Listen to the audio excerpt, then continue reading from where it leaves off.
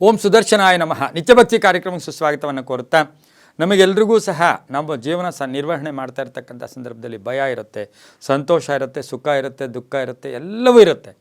ಆದರೆ ನಾವು ಶಾಸ್ತ್ರಗಳಲ್ಲಿ ಏನು ಹೇಳಿದ್ದಾರೆ, ಋಷಿಮುನಿಗಳು ಏನು ಹೇಳಿದ್ದಾರೆ, ನಮ್ಮ ಆಚಾರ ವಿಚಾರಗಳು, ನಮ್ಮ ಧರ್ಮ ಗ್ರಂಥಗಳೇನು ಹೇಳಿದ್ದಾರೆ, ಅದರ ಪ್ರಕಾರ ನಾವು ನಡ್ಕೊಂಡಿದ್ದೆ ಆದರೆ ಎಷ್ಟೋ ಬಾರಿ ನಾವು ಸಾಕಷ್ಟು ಕಷ್ಟಗಳಿಂದ ಮುಕ್ತರಾಗಿ ನಾವು ಅಲ್ಲಿಂದ ಇನ್ನೇನು ಮುಗಿದೋಯ್ತು ಅಂತಕ್ಕಂಥ ಜೀವನ ಕೂಡ ಹಾಸ್ಯಗಳು ಅಂದರೆ ಚಿಗುರ್ತಕ್ಕಂಥ ಸಾಧ್ಯತೆ ಕೂಡ ಇರುತ್ತೆ. ಸಾಮಾನ್ಯವಾಗಿ ನಾವು ಗುಡುಗು ಮಿಂಚು ಬಂದಾಗ ನಮ್ಮ ಹಿರಿಯರು, ನಮ್ಮ ಪೂರ್ವಿಕರು, ನಮ್ಮ ಮನೆಯಲ್ಲಿರ್ತಕ್ಕಂಥ ವಯಸ್ಸಾದಂಥ ಹಿರಿಯರು ಹೇಳ್ಕೊಡೋರು, ನಮಗೆ ಗುಡುಗು ಮಿಂಚು ಬಂದ ಸಮಯದಲ್ಲಿ ನಾವೇನು ಹೇಳ್ತಾ ಇದ್ವಿ, ಅರ್ಜುನ ಫಲ್ಗುಣ ಅಂತ ಹೇಳ್ಕೊಡೋರು ಅವರು.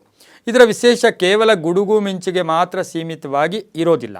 ಇದೇನು ಅಂತ ಹೇಳಿದ್ರೆ, ಸಾಮಾನ್ಯವಾಗಿ ಗುಡುಗು ಮಿಂಚು ಬಂದಾಗ ಗಿಡಗಳ ಹತ್ರ ಇರಬೇಡಿ, ಹೊಲಗಳಲ್ಲಿ ರೈತರಿಗೆ ಹೇಳ್ಕೊಡ್ತಾಯಿದ್ರು.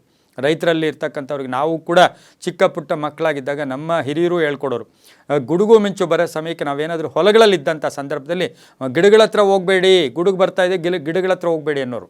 ಹಾಗೆ ಗಿಡಗಳ ಹತ್ರ ಹೋಗಬೇಡಿ, ಮತ್ತು ಅರ್ಜುನ ಫಲ್ಗುಣ ಅಂತ ಹೇಳ್ಕೋಬೇಕು. ಅದರ ಒಂದು ವಿಶೇಷ ಏನು, ಅದರ ಬಲ ಏನು ಅಂದಾಗ, ಅಜ್ಞಾತವಾಸವನ್ನು ಮುಗಿಸಿದಂತಹ ಸಂದರ್ಭದಲ್ಲಿ ಅರ್ಜುನ ಉತ್ತರ ಒಂದು ಕುಮಾರನ ಜೊತೆ ಹೋಗ್ತಾ ಇರ್ತಕ್ಕಂಥ ಸಂದರ್ಭದಲ್ಲಿ ಆಯುಧಗಳನ್ನು ತಗೋಬೇಕು. ಅದು ಶಮಿ ವೃಕ್ಷದಲ್ಲಿ. ಇನ್ನೇನು ನಮಗೆ 3ನೇ ತಾರೀಕಿಂದ ನವರಾತ್ರಿ ಬೇರೆ ಪ್ರಾರಂಭ ಆಗ್ತಾಯಿದೆ. ಅಕ್ಟೋಬರ್ 3ನೇ ತಾರೀಕಿಂದ ನವರಾತ್ರಿ ಬೇರೆ ಪ್ರಾರಂಭ ಆಗ್ತಾಯಿದೆ.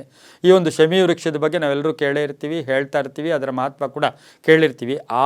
ಆ ರೀತಿ ನೋಡೋಕ್ಕೆ ಹೋದಾಗ ಅರ್ಜುನ ಏನು ಮಾಡ್ತಾನೆ, ಶಮಿ ವೃಕ್ಷದ ಹತ್ರ ಆಯುಧಗಳನ್ನು ತಗೊಳ್ಳೋಕ್ಕೆ ಹೊರಟಿರ್ತಕ್ಕಂಥ ಒಂದು ಸಂದರ್ಭಕ್ಕೆ ಅನುಸಾರವಾಗಿ ನಾವು ಇತಿಹಾಸ ನೋಡಿದಾಗ ಪುರಾಣಗಳಲ್ಲಿ ಇದರ ಉಲ್ಲೇಖ ಕೂಡ ಇದೆ.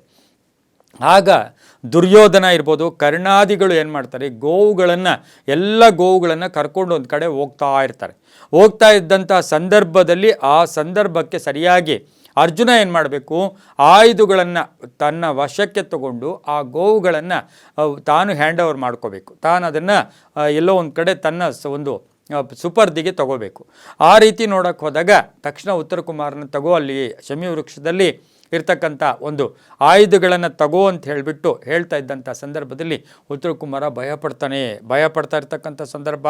ಏನು ಮಾಡೋದು, ಹತ್ತಿರ ಇನ್ನು ಅದನ್ನು ತಗೊಳಕ್ಕಾಗಲ್ಲ, ಭಯ ಆಗುತ್ತೆ, ಎಲ್ಲ ಹಾವುಗಳ ಥರ ಕಾಣಿಸ್ತಾ ಇದೆ, ಧೈರ್ಯ ಬರಬೇಕೀಗ, ಶಕ್ತಿ ಬರಬೇಕು, ಅದಕ್ಕೆ ಏನು ಮಾಡಬೇಕು ಅಂತಕ್ಕಂತಹ ಒಂದು ಸಂದರ್ಭಕ್ಕೆ ಅನುಸಾರವಾಗಿ ಅರ್ಜುನ ಏನು ಮಾಡ್ತಾನೆ, ಏನೂ ಬೇಡ, ನನ್ನ ಹೆಸರುಗಳನ್ನೇ 10 ಹೆಸರುಗಳಿದೆ, ನನ್ನ ಹೆಸರು, ಆ 10 ಹೆಸರುಗಳಲ್ಲಿ ನೀವು 10 ಹೆಸರು ಕರ್ಕೊಂಡ್ರೆ ನಿಮಗೆ ಶಕ್ತಿ ಬರುತ್ತೆ. ಇಲ್ಲ ಕೇವಲ 2 ಹೆಸರನ್ನು ನೀವು ಆ ಕಷ್ಟಕ್ಕೆ ಆ ಸಂದರ್ಭಕ್ಕೆ ಅನುಸಾರವಾಗಿ 2 ಸ್ಮರಣೆ ಮಾಡಿದ್ರೆ ಸಾಕು ಅಂತ ಅರ್ಜುನ ಹೇಳ್ತಾನೆ. ಆ 10 ಹೆಸರುಗಳು ಯಾವ್ಯಾವುದಾಗಿರುತ್ತೆ ಅಂತ ಹೇಳಿದ್ರೆ, ಒಂದು ಅರ್ಜುನ, ಫಲ್ಗುಣ, ಪಾರ್ಥ, ಕಿರೀಟಿ, ಶ್ವೇತವಾಹನ, ಬೀಭತ್ಸ, ವಿಜಯ, ಕೃಷ್ಣ, ಸವ್ಯಸಾಚಿ, ಧನಂಜಯ. ಈ 10 ಹೆಸರುಗಳಲ್ಲಿ 2 ಹೆಸರು ಕರೆದ್ರೆ ಸಾಕು. ಆ 2 ಹೆಸರು ಯಾವುದು, ಅರ್ಜುನ ಮತ್ತು ಫಲ್ಗುಣ. ಈ ಹೆಸರನ್ನು ನಾವು ಕರ್ಕೊಂಡಿದ್ದೆ ಆದರೆ ತುಂಬ ಕಷ್ಟದ ಪರಿಸ್ಥಿತಿಯಿಂದ ಕೂಡ ನಾವು ಆಚೆಗೆ ಬರ್ಬೋದು. ಹಾಗಾಗಿ ಇವೆಲ್ಲವೂ ಕೂಡ ನಂಬಿಕೆ, ಆಚಾರ ವಿಚಾರ, ಅನುಭವಗಳು ಕೂಡ ಆಗಿರುತ್ತೆ. ಗುಡುಗು ಬಂದಾಗ ಯಾವ ರೀತಿ ಹೇಳ್ಕೊಳ್ತೀವಿ, ಆ ಗುಡುಗನ್ನು ಕಷ್ಟ ಅಂದ್ಕೊಳ್ಳಿ.